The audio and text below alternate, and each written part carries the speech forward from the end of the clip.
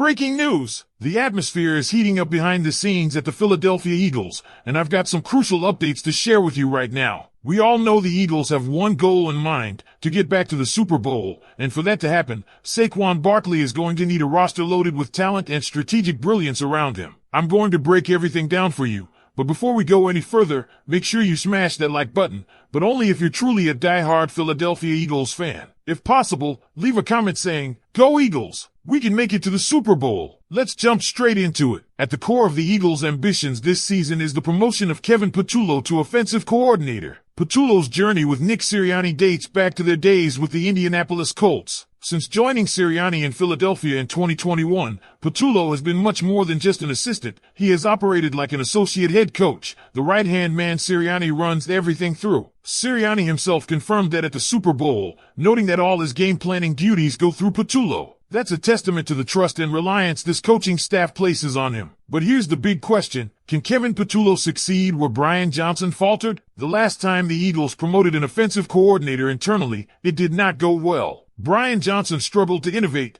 leading to one of the least creative offenses in the league, with a severe lack of pre-snap motion and predictable, stale play calling. The turning point for that offense came late in the season when the San Francisco 49ers exposed and dismantled it in a rematch of the NFC Championship game. This time around, the hope is that Patullo injects new wrinkles and creativity to avoid the same fate, especially with the challenge of replacing Kellen Moore, whose influence had kept the offense dynamic. Despite the coaching turnover, it's important to note the Eagles' offense still posted impressive numbers last year, 5th in points per game with 29, 8th in yards per game, and 1st in rushing offense, with Saquon Barkley steamrolling defenses, particularly in the playoffs. Remember that 55-point explosion in the NFC Championship game against Washington? And then the Eagles just steamrolled one of the league's best defenses coordinated by Steve Spagnuolo in the Super Bowl. Now, flipping over to the defense, there's a huge void to fill with the departure of Darius Slay to the Pittsburgh Steelers. Slay might have been inconsistent at times,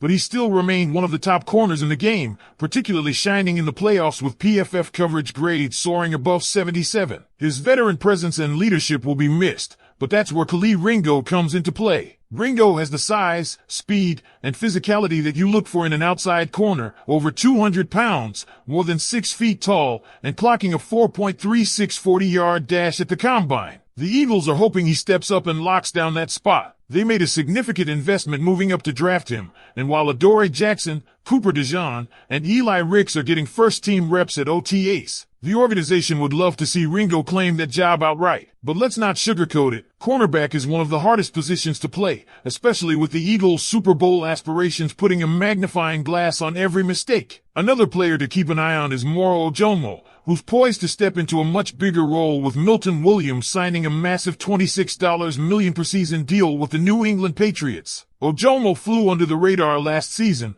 but his advanced metrics paint the picture of a player on the rise. With a PFF pass rush grade of 82.6, he ranked 5th among defensive tackles despite seeing limited snaps. His pass rush win rate of 18.2% was the highest among all Eagles defensive linemen, even surpassing Milton Williams. If Ojomo continues on this trajectory, he could end up being better than Williams, solidifying an already ferocious Eagles defensive front. Then there's the safety position. With the Eagles trading away C.J. Gardner-Johnson, who was the emotional leader and enforcer of the secondary, all eyes now shift to Reed Blankenship. The stakes are high for Blankenship, who not only has to step into a leadership role but is also playing for a potentially lucrative contract extension in a market where the safety position is rapidly increasing in value. His performance last season, 4 interceptions and an overall PFF grade of 74.4, shows he's up to the task. Darius Slay had already singled him out as one of the future leaders of this defense. Moving down to the defensive line, Jix Hunt emerges as another pivotal figure. With Josh Sweat gone, Hunt will now shoulder a significant pass-rushing burden. Hunt was a beast in the playoffs,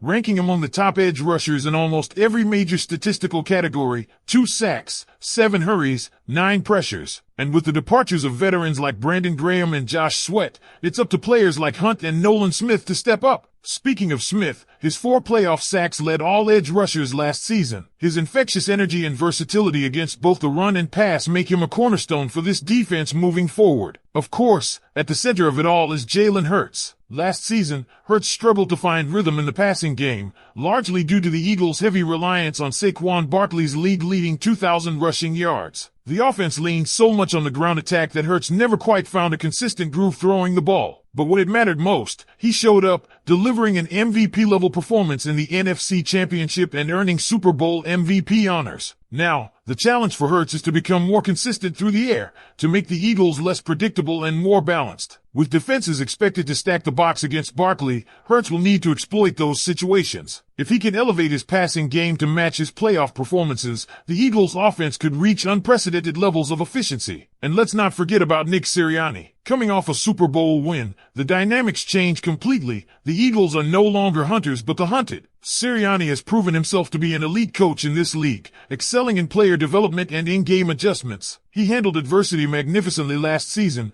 navigating a rocky 2-2 start that had some fans calling for his job, only for the team to finish strong and secure another Super Bowl appearance. But maintaining that success amid sky-high expectations is an entirely different beast. Sirianni will need to keep the locker room united, the team focused, and the game plan sharp. Finally, there's Zach Bond, a player whose importance can't be overstated. Coming off a season where he was a Defensive Player of the Year finalist and a first-team All-Pro, Bond's production was absolutely ridiculous: 184 tackles, 6 forced fumbles, 3 interceptions, and more. He's now considered the second-best linebacker in the NFL by PFF, right behind Fred Warner. But with the injury uncertainty surrounding Nakobe Dean and Jair Brown, Bond's health and consistency will be vital to maintaining the strength of the Eagles' second level. Before we wrap up this first part, let me ask you this. With all these changes and rising stars, do you believe the Eagles have what it takes to go back-to-back and defend their Super Bowl title? Let me know your thoughts in the comments. The conversation about the Philadelphia Eagles' push for another Super Bowl isn't complete without addressing the less flashy but absolutely critical components of this team's infrastructure. One of the most underrated yet essential aspects behind the Eagles' sustained success is their training staff. It might not make the headlines like a Jalen Hurts touchdown or a Reed Blankenship interception,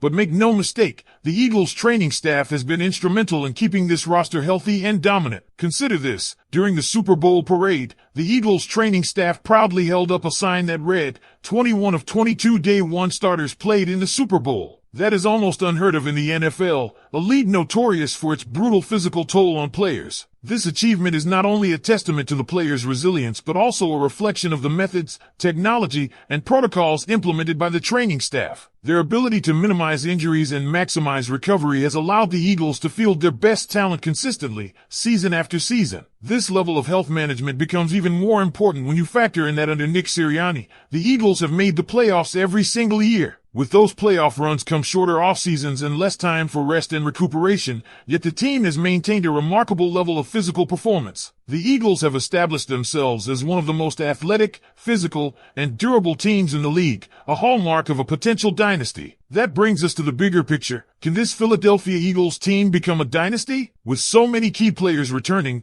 internal promotions designed to maintain continuity, and young stars poised for breakout